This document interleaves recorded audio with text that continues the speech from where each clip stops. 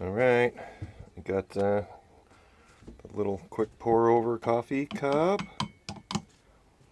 I figured out something kind of cool.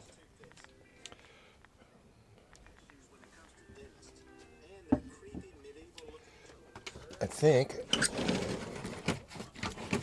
I can go out right here. Oh, look at that.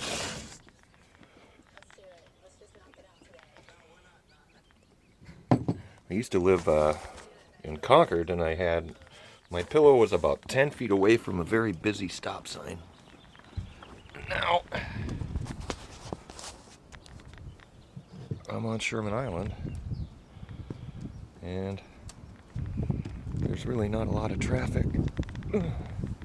Should do some painting today, some more pressure washing perhaps, but I think I'll just sit